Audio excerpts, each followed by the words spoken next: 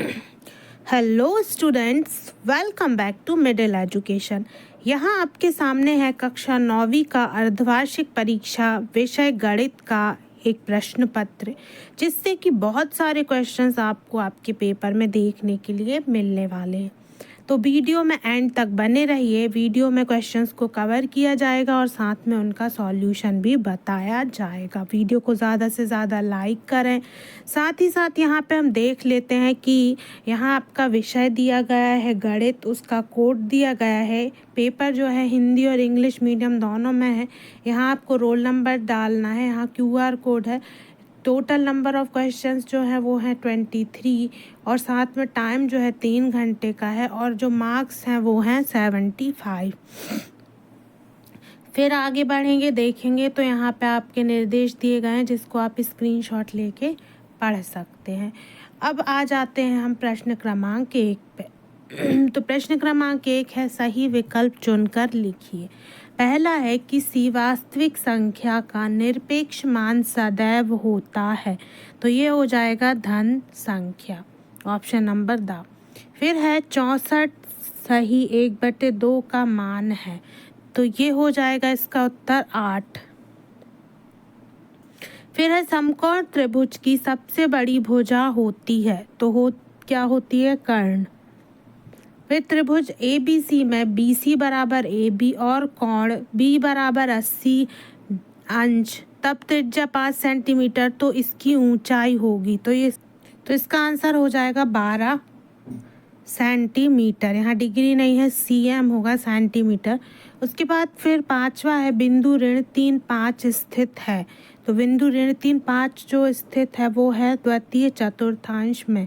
फिर है 6वां, रैखिक समीकरण 2x ऋण 5y बराबर 7 के अनेक हल होंगे। ठीक है, तो सही उत्तर क्या हो जाएगा यहाँ पे? अनेक हल। अब आ जाते हैं इंग्लिश मीडियम वाले भी यहाँ पे देख लें, तो पहले का जो है वो हो जाएगा धन संख्या यानी पॉजिटिव नंबर। दूसरे का जो आंसर हो जाएगा 8 हो जाएगा। तीसरे का आंसर हो जाएगा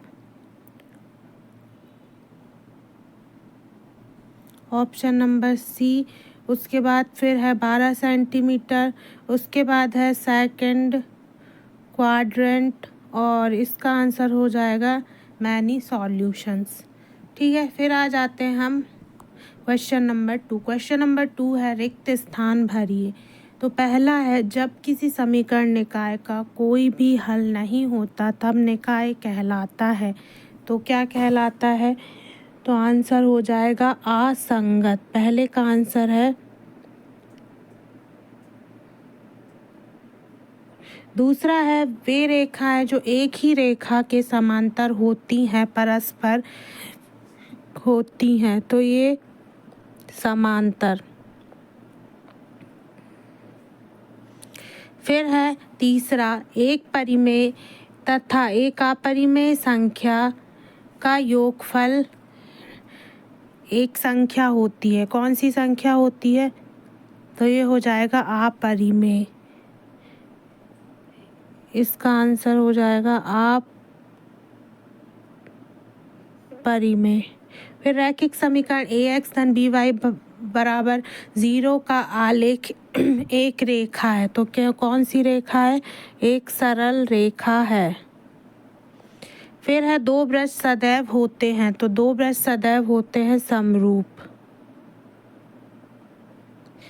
और यहाँ पे कर्णी 2 एक कौन सी संख्या है? तो ये हो जाएगी अपरिमेय।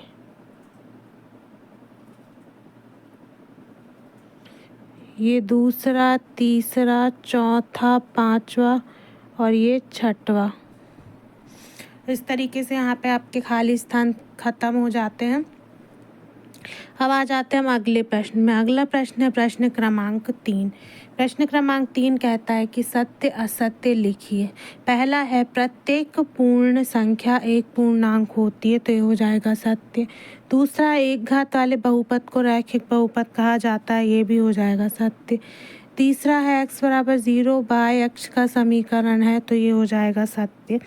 उसके बाद समद्विबाहु त्रिभुज के तीनों कोण बराबर होते हैं, तो ये हो जाएगा असत्य। फिर है ऋजु कोण की माप 180 अंश होती है, तो ये हो जाएगा सत्य।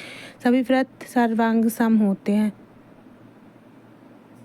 तो ये हो जाएगा असत्य। तो इस तरीके से पहला, दूसरा, तीसरा सत्य, चौथा जो है वो असत्य, बाकी पांचवा सत्य और छठवां असत्य हो जाएगा। अब आ जाते हैं हम प्रश्न क्रमांक 4 पे। प्रश्न क्रमांक 4 जो है वो है सही जोड़ी मिलाना है। तो जिस त्रिभुज जिसका एक कोण 90 अंश और रेखाएं समपाती हों तो क्या होगा, तो ये हो जाएगा समकोण।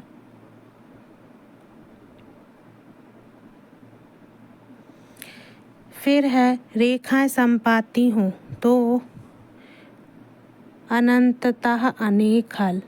y अक्ष का समीकरण x बराबर 0। फिर है एक्स स्क्वायर ऋण वाई स्क्वायर, तो x धन y x ऋण y। फिर ऋण 5 धन 2 तो ऋण 3। फिर है ऋण 1 ऋण 2, ये हो जाएगा तृतीय चतुर्थांश में। तो इस तरीके से यहाँ पे सही जोड़ी देख लीजिए।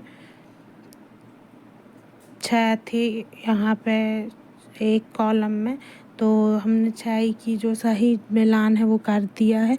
अब आ जाते हैं हम 5वें प्रश्न में। 5वां प्रश्न है एक वाक्य में उत्तर लिखिए। पहला है मूल बिंदु के निर्देशांक लिखिए।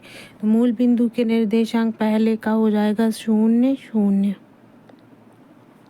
दूसरा है रैखिक समीकरण में चर राशि की अधिकतम घात होती है, तो ये हो जाएगा 1। समबाहु त्रिभुज क्या होता है, तो वह त्रिभुज जिसमें तीनों भुजाएं बराबर होती हैं समबाहु त्रिभुज होता है। तो तीनों भुजाएं इसमें क्या होती हैं, बराबर होती हैं। फिर है एक द्विघात बहुपद का उदाहरण दीजिए। तो ax स्क्वायर धन bx धन c क्या है, द्विघाती बहुपद है। फिर है a0 का मान कितना होगा, 1 होगा। उसके बाद एक समकोण की माप क्या होती है, तो एक समकोण की माप कितनी होती है, 90 अंश। तो इस तरीके से यहाँ पे ये वाले क्वेश्चन आपके एक वाक्य में उत्तर ख़त्म हो जाते हैं। अब हम बाकी के जो क्वेश्चंस हैं वो सेकंड पार्ट में कवर करेंगे। वीडियो को ज़्यादा से ज़्यादा लाइक करें ताकि सेकंड पार्ट आपके सामने जल्दी से जल्दी आ जाए। यदि आप किसी भी क्वेश्चन में कंफ्यूज हैं या स्क्रीनशॉट आप नहीं ले पाए, आपको समझ में नहीं आया, तो वीडियो को रिवाइज करके देख सकते हैं। PDF को डिस्क्रिप्शन बॉक्स से जाके डाउनलोड कर लेना है। मिलते हैं सेकंड पार्ट में। Thanks for watching this video.